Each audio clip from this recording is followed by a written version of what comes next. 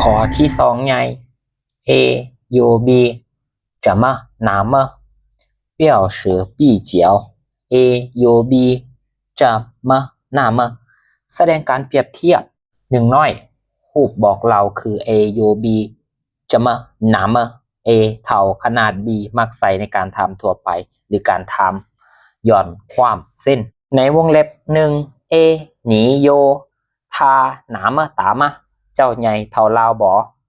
B ไม่โย我没有ทาตาบอคอยบริใหญ่เท่าลาว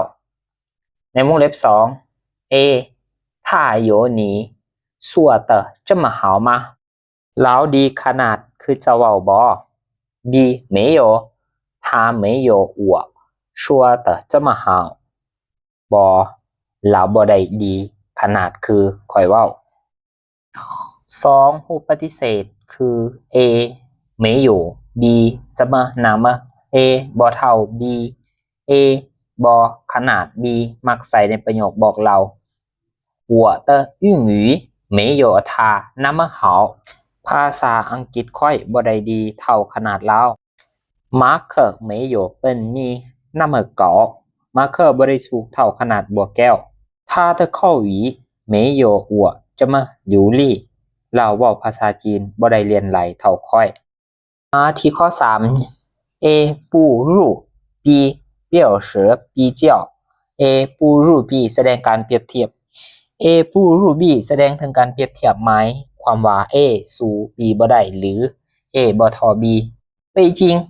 不如上海ปักกิ่งบ่ทอเสียงไฮ他的口语不如我ลาวเว้าภาษาจีนบ่ทอข่อยดีข้อ4ใหญ่ B 自举中的不予ส่วนเสริมในประโยคการเปรียบเทียบด้วย B ข้อ1น้อยถ้าต้องการกล่าวถึงความแตกต่างระหว่างสิ่งของ2อันแบบกระตวงเฮามักเติมวลีอีเดียไว้ทางหลังคำคุณนามเพื่อแสดงถึงความแตกต่างน้อยหนึ่งและมักเติมวลีตัวละไว้ทางหลังคำคุณนามเพื่อแสดงถึงความแตกต่างที่ต่างกันหลายมาเบิ่งตัวอย่าง这件贸易比那件大一点เสื้อแลนตัวนี้ใหญ่กว่าตัวนั้นหน่อยหนึ่งเปิ้นมี่ปี่มาเคอเก้าเตอตัว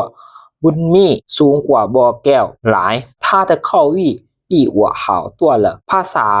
ก็ว่าภาษาจีนได้ดีหลายกว่าข่อยหลาย我的口语比他流利一点ข่อยเว้าภาษาจีนเรียนหลายกว่าลาวหน่อยหนึ่ง